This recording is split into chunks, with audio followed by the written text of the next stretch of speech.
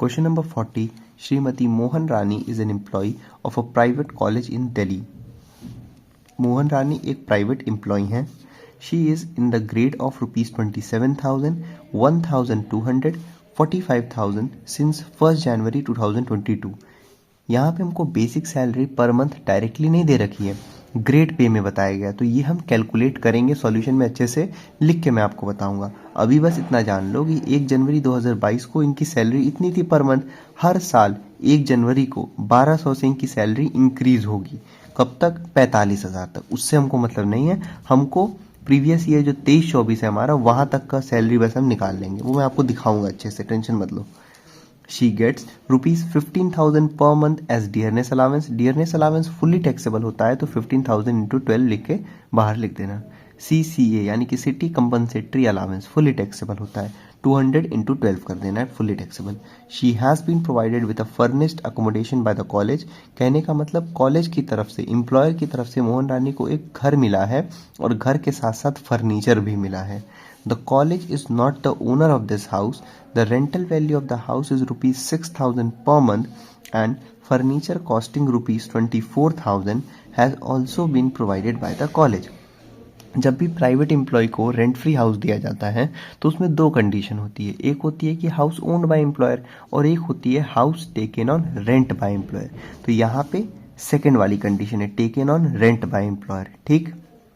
दूसरी चीज़, अभी मैंने जैसा कि पिछली वीडियो में बताया था कि मैं ज़रा गांव आया हुआ हूँ, तो यहाँ पे मेरे पास वो वाली कॉपी नहीं है, नहीं तो मैं हर बार आप लोग को फॉर्मूला भी दिखाता था। तो अभी मैं सीधा आपको सॉल्यूशन में सॉल्व करके दिखाऊंगा, ठीक है, कि रेंट फ्री हाउस को कैसे सॉल्व करते हैं। ठीक। फिर उसके बाद है, बस अभी इतना जान लो कि ये house taken on rent by employer वाले फॉर्मूले से सॉल्व होगा। ठीक। She has been given a small car which in addition to college work is used by her for private purpose also। the driver's remuneration यानी कि driver की salary and all the expenses relating to the use of car are borne by the college। कहने का मतलब employer. अब ध्यान से समझना, पहली बात तो रेंट फ्री हाउस वाली वीडियो जाके देख लो, इस साल चेंजेस भी आए हैं, वो सब मैंने उसमें अच्छे से कवर किया है, डिस्क्रिप्शन में आपको प्लेलिस्ट मिल जाएगी। ठीक। अब ये जो कार वाला है ये भी मैंने अलग से समझा रखा है, तो आप जाके वो भी वीडियो देख लो।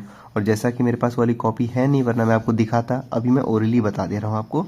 उनको एक स्मॉल कार दी गई है बोथ पर्पज़ के लिए। तो सबसे पहले हम ये देखते हैं कार ओन कौन कर रहा है। तो यहाँ पे बस इतना बोला गया है प्रोवाइडेड बाय द कॉलेज, तो हम मानेंगे कि ओन कौन कर रहा है? एम्प्लॉयर। ठीक। तो सबसे पहले हम यही देखते हैं। उसके बाद हम ओन बाय एम्प्लॉयर में 3 कंडीशन होती है, प्राइवेट, ऑफिस और बोथ यूज। तो यहाँ बोथ यूज वाला कंडीशन है, बोला है ना कि कॉलेज वर्क के अलावा वो प्राइवेट पर्पज के लिए भी यूज करते हैं, यानी कि बोथ यूज वाला हो गया। ठीक। अब बोथ यूज में एक होता है ओन और एक्सपेंसेस दोनों ही एम्प्लॉयर करे, और एक होता है ओन तो एम्प्लॉयर ही करे मगर खर्चे एम्प्लॉय खुद करे। मगर यहाँ बोला है कि सारा खर्चा कार से रिलेटेड कॉलेज यानी कि एम्प्लॉयर खुद कर रहा है ना, तो इसका मतलब ये ओन और एक्सपेंसेस दोनों ही एम्प्लॉयर कर रहे हैं। तो इस कंडीशन में स्मॉल कार का 1800 पर मंथ फिक्स होता है टैक्सेबल। ठीक। और अगर ड्राइवर मिल गया तो 900 रुपये पर मंथ ड्राइवर का भी ऐड कर देते हैं। ठीक। फिर से देख लो एक बार, यहाँ पे ओन और एक्सपेंसेस दोनों ही एम्प्लॉयर कर रहे थे, ये बोथ यूज़ के लिए था।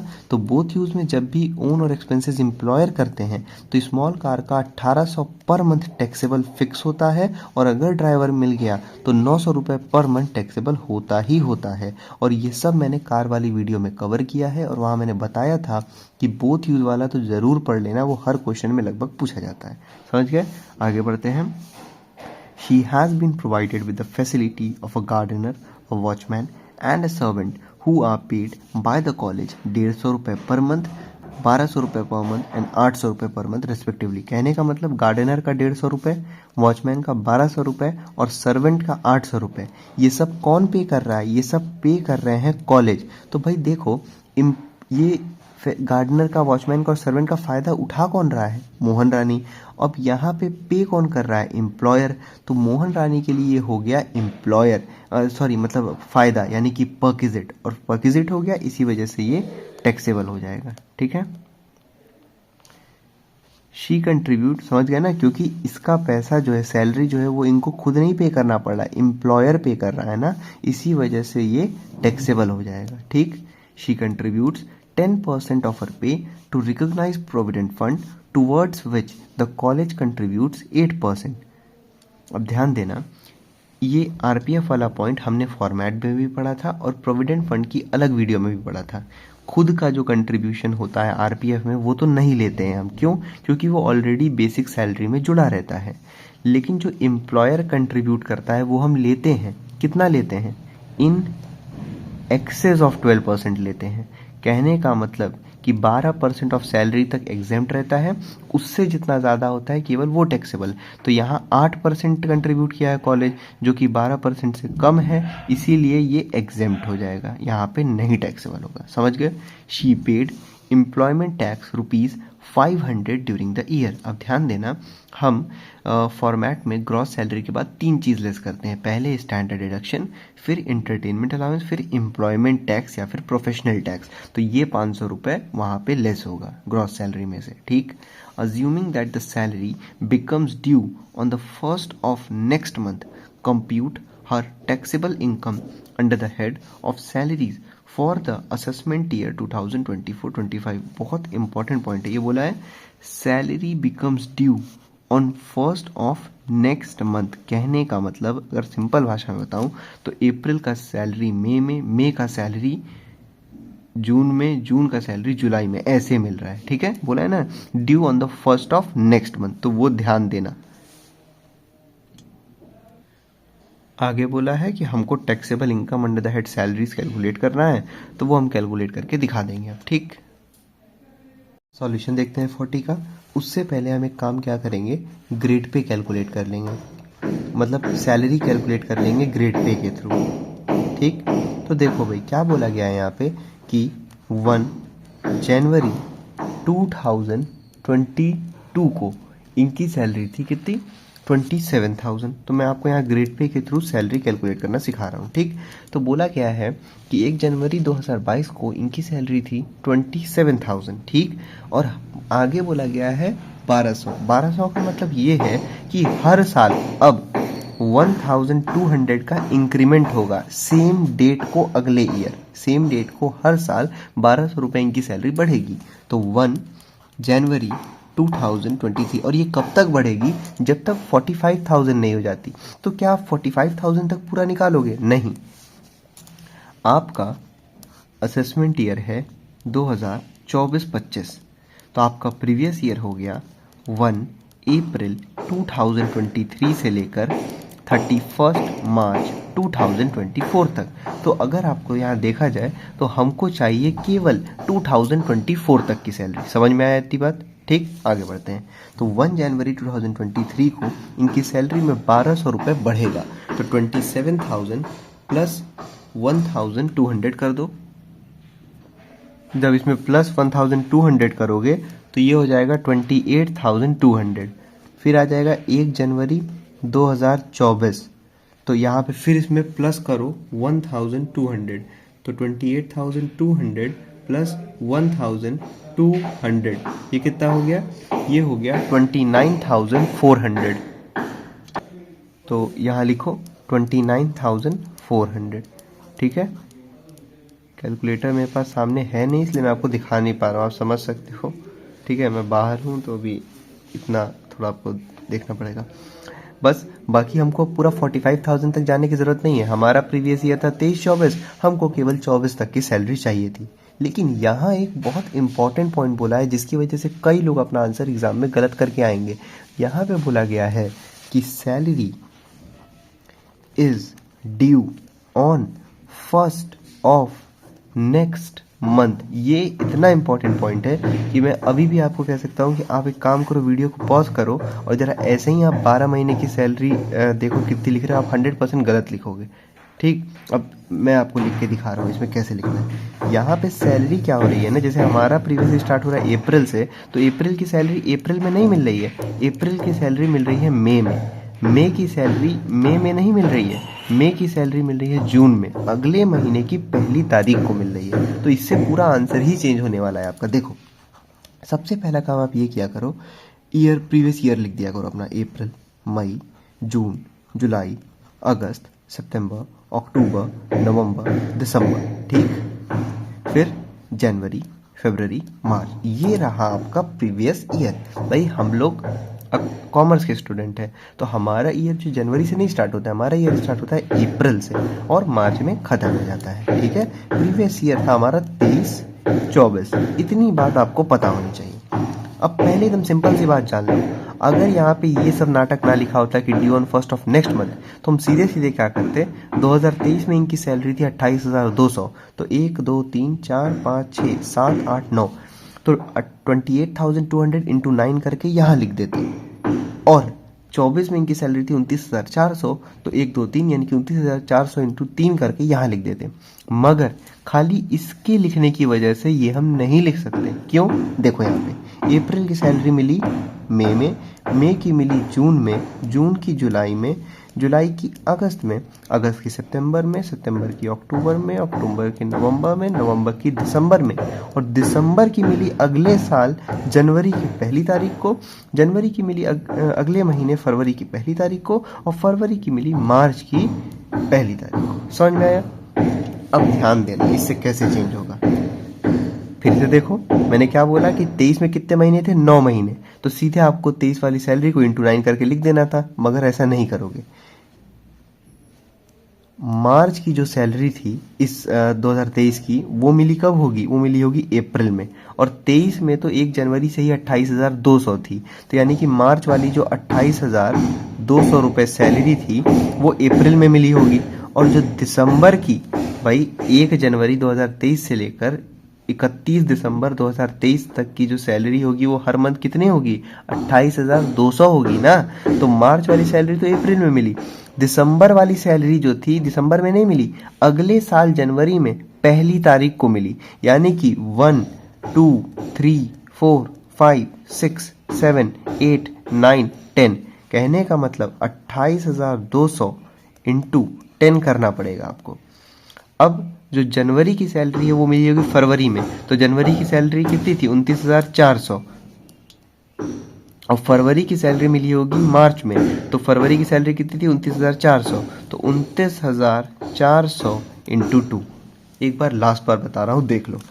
अगर ये due on first of next month ना लिखा होता तो सीधे सीधे यहाँ 9 महीने इधर थे, तो भाई 9 महीने की सैलरी 28,200 इंटू 9 कर देते, और यहाँ पे 3 महीने की सैलरी यानी कि 29,400 इंटू 3 कर देते। दिक्कत ये थी यहाँ पे कि due on first of next month बोल दिया ना, तो यहाँ पे जो दिसंबर वाली सैलरी थी 23 की, वो मिली है जनवरी 2024 में पहली तारीख को। तो कहने का मतलब अगर देखा जाए तो यहाँ पे 10 महीने तक इनको ये वाली सैलरी मिली है 23 वाली, और जो जनवरी वाली सैलरी थी वो मिली है फरवरी में 1 तारीख को, 1 फरवरी 2024 को मिली है जनवरी की सैलरी। जनवरी की सैलरी 1 फरवरी 2024 को मिली है। समझ में आ गया बात को?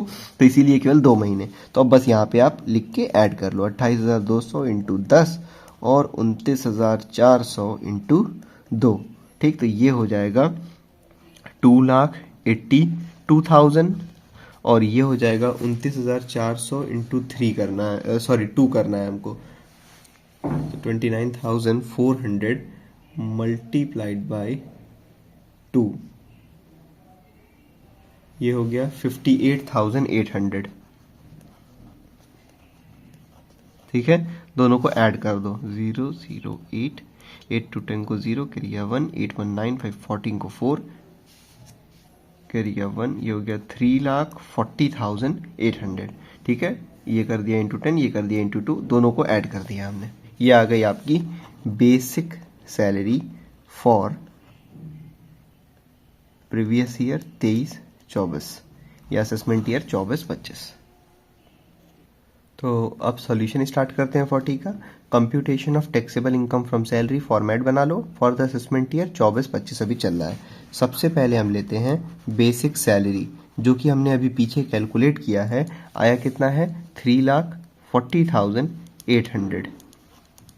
अगर आपको यहाँ लिख के दोबारा दिखाना है तो बस इतना लिख के दिखा दो कि 28,200 मल्टीप्लाइड बाय 10, ठीक है, और प्लस 29,400 मल्टीप्लाइड बाय 2। समझ में आ गया बात को?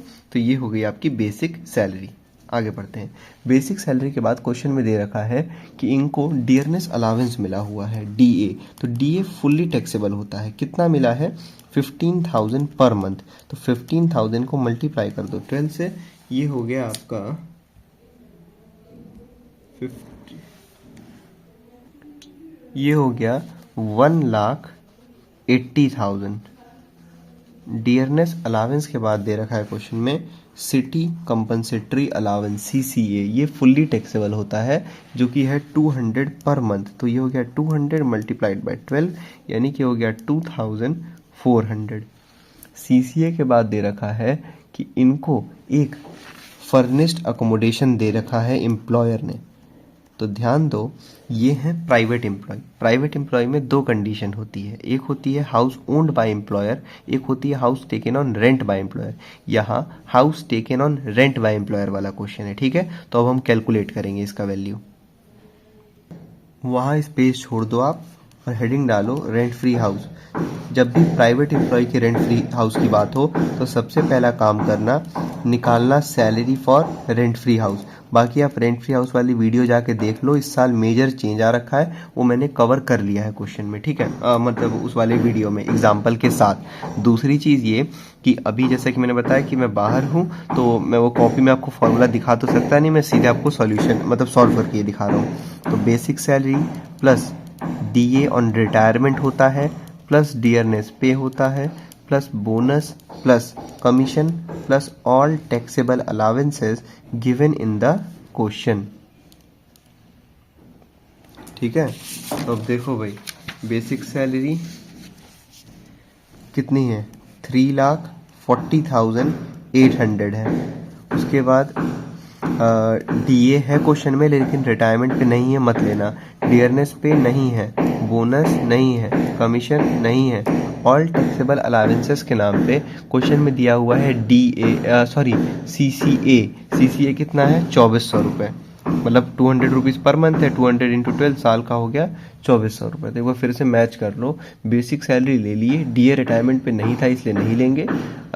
उसके बाद सीसीए ले लिया हमने, उसके बाद रेंट फ्री हाउस है, फिर कार है, फिर पॉकिजिट है, और कुछ नहीं है, ठीक है। बस इसी को ऐड कर दो, 3,40,800 प्लस 2,400, तो ये हो गया 3,43,200 salary for rent free house. ये कंडीशन कौन सी है? House taken on rent by employer वाली कंडीशन है। भाई दो कंडीशन होती है ना, ओन बाय एम्प्लॉयर और रेंट बाय एम्प्लॉयर, तो यहाँ रेंट बाय एम्प्लॉयर वाली कंडीशन है। तो इसका फॉर्मूला होता है, क्या होता है? फॉर्मूले में कहा है कि amount of rent paid by employer, मतलब कितना रेंट एम्प्लॉयर पे कर रहा है वो। ये सब मैंने रेंट फ्री हाउस के वीडियो में समझा रखा है। और अब क्योंकि असेसमेंट ईयर है 24-25 और प्रीवियस ईयर है 1 अप्रैल 2023 से लेकर 31 मार्च 2024 तक, यही है प्रीवियस ईयर, ठीक है। अब जो इंडियन गवर्नमेंट ने रेंट फ्री हाउस में चेंजेस लाए हैं वो आया है 1 सितंबर 2023 से, ठीक। तो आपका प्रीवियस ईयर स्टार्ट हो रहा है 1 अप्रैल से, तो अप्रैल, मई, जून, जुलाई, अगस्त तक पुराने रेट से कैलकुलेशन और सितंबर से नए रेट से कैलकुलेशन। तो पुराना रेट कहता है कि 15% ऑफ सैलरी लो, तो आप यहाँ लोगे पहले एक बड़ा ब्रैकेट, फिर 15% ऑफ सैलरी, बेसिक नहीं ये वाली, multiplied by April, May, June, July, August, 5 divide by 12, ठीक है। प्लस फिर ब्रैकेट खोलो, यहाँ लिखो 10% ऑफ सैलरी, ये वाली सैलरी 3,43,200 मल्टीप्लाइड बाय, देखो सितंबर, अक्टूबर, नवंबर, दिसंबर, जनवरी, फरवरी, मार्च, 7 डिवाइड बाय 12, ठीक है। तो अब वैल्यू, और यहाँ लिख दो लीस्ट ऑफ देम, मतलब इन दोनों में से जो भी लीस्ट होगा उसी को हम यहाँ पे बाहर लिखते हैं आउटर कॉलम में, ठीक है। तो अब यहाँ पे देखो आप, तो कितना रेंट पे कर रहे हैं उस हाउस का एम्प्लॉयर, 6000 पर मंथ, यानी कि 6000 इंटू 12, ये हो गया 72,000 रुपये। ठीक, अब इसको आप कैलकुलेट करोगे तो यहाँ पहले वैल्यू पुट कर लो, लिखो कि 15% ऑफ सैलरी, सैलरी कितनी है 3,43,200 मल्टीप्लाइड बाई 5 डिवाइड बाई 12। ठीक है, यहाँ पे लिखो 10% of 3,43,200 multiplied by 7 divide by 12। यहाँ पे पहले सैलरी लिख दिया करो, मतलब फॉर्मूले के नाम पे, बाद में यहाँ पे सॉल्व किया करो। अब इसको आप अलग अलग सॉल्व करो। कैसे सॉल्व करोगे, 3,43,200 का 15% निकालो, मल्टीप्लाई कर दो 5 से, डिवाइड कर दो 12 से, यहाँ लिख देना। ठीक, फिर उसके बाद वैसे ही इसका सेम करोगे। तो इसका 15% हो गया 51,480, उसको मल्टीप्लाई कर दो 5 से, डिवाइड कर दो 12 से, यह आ गया 21,450। यहाँ पे ऐड करो, पहले 3,43,200 का 10% निकालो, तो ये हो गया 20,020। ठीक है, तो इसका 10% निकालना, उसको मल्टीप्लाई करना 7 से, डिवाइड कर देना 12 से। अब इन दोनों को ऐड कर दो, 21,250 प्लस 20,020, 21,450 प्लस 20,020, ये हो गया 41,470। ठीक है, अब देखो इन दोनों में से लोअर अमाउंट कौन सा है, कम अमाउंट कौन सा है, ये वाला, तो यही आ जाएगा बाहर। तो यहाँ पे से लिखो और यहाँ लिख दो 41,470। ठीक है, क्योंकि यहाँ पे फर्नीचर भी प्रोवाइड है तो यहाँ लिखो ऐड। अब फर्नीचर पे दो चीज़ डिपेंड करता है, अगर फर्नीचर को रेंट पे लिया गया है तो जितने का रेंट पे लिया गया है पूरा अमाउंट यहाँ पे लिख देना। अगर सिर्फ बोला गया क्वेश्चन में कि कॉस्ट ऑफ फर्नीचर इतना, तो मानना कि फर्नीचर ओन्ड बाय एम्प्लॉयर है और सीधे 10% ऑफ फर्नीचर को ऐड कर लेना। ठीक है, तो फर्नीचर कितने का है क्वेश्चन में, देखो फर्नीचर है क्वेश्चन में, फर्नीचर बोला गया है कि फर्नीचर है 24,000 रुपये का, तो 10% ऑफ 24,000 रुपये, क्योंकि यहाँ फर्नीचर ओन्ड बाय एम्प्लॉयर है, तो ये आ जाएगा 2,400। इन दोनों को ऐड कर दो, मतलब 41,470 प्लस 2,400, ये हो गया आपका 43,870, ये आ गया टैक्स। अब हाँ, इसके बाद कोई अमाउंट अगर एम्प्लॉय ने रेंट फ्री हाउस से रिलेटेड पे कर रखा होता है तो वो लेस करते हैं। यहाँ ऐसा कुछ भी नहीं है, इसीलिए यही हो जाएगा टैक्सेबल रेंट फ्री हाउस 43,870। अब जो ये 43,870 है, इसको पुट कर दो अपने फॉर्मेट में, तो ये आ जाएगा 43,870। ठीक है, रेंट फ्री हाउस के बाद क्वेश्चन में दे रखा है कि उनको एक स्मॉल कार भी मिला हुआ है जो कि कॉलेज वर्क के अलावा प्राइवेट पर्पस के लिए भी इस्तेमाल होती है। ड्राइवर और सारे खर्चे जो है वो कॉलेज मतलब उठा रहा है। अब कार वाली वीडियो जाके देख लो, वहाँ से आप समझ जाओगे कैसे अप्रोच करते हैं हम देखते हैं सबसे पहले कि ओन कौन कर रहा है और एक्सपेंसेस कौन कर रहा है। ठीक है, तो यहाँ ओन और एक्सपेंसेस पहले देखते हैं ओन कौन कर रहा है। तो ओन कर रहे हैं एम्प्लॉयर।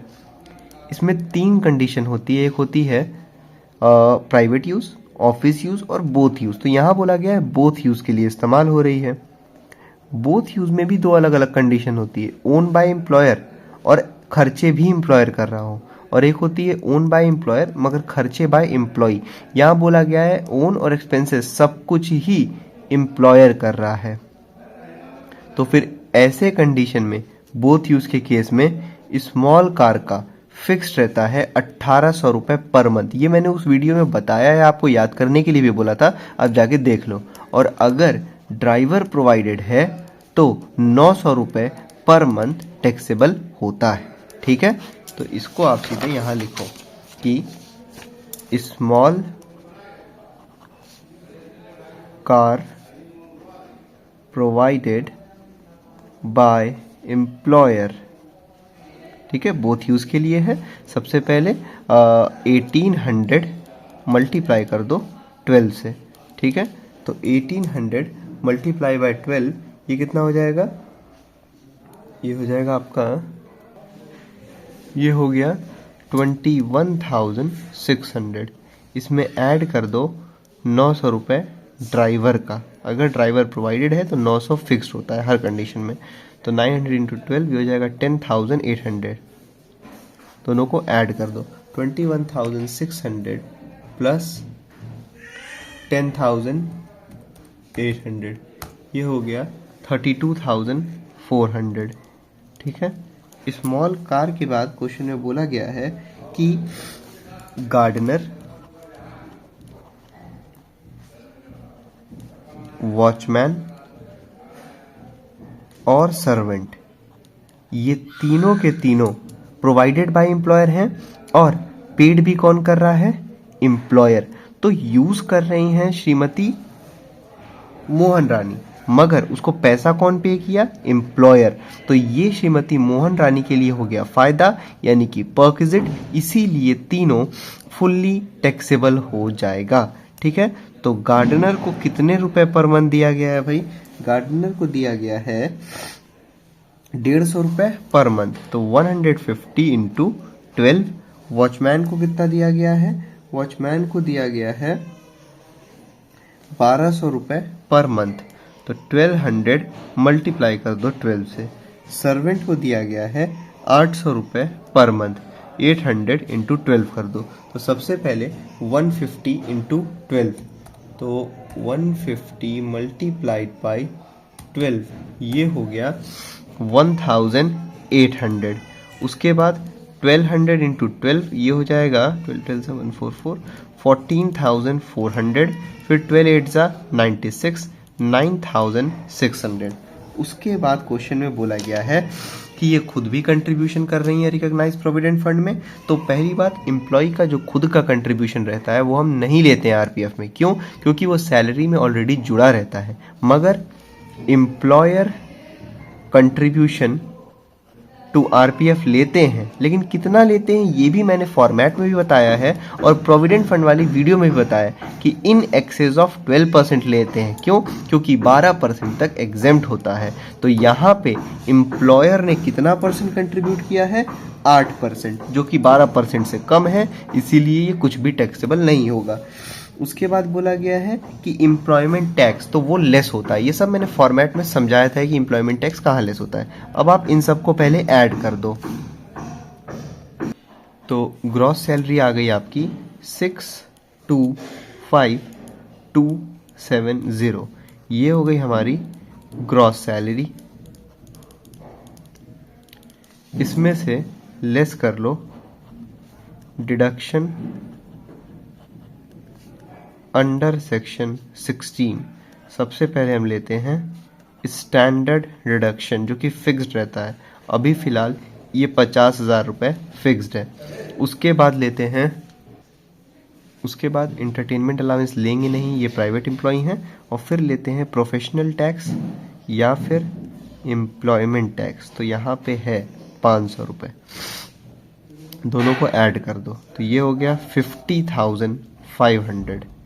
इसको लेस कर लो ग्रॉस सैलरी में, 625,270 माइनस 50,500, ये हो गया आपका 574,770, 574,770, ये हो गया टैक्सेबल सैलरी।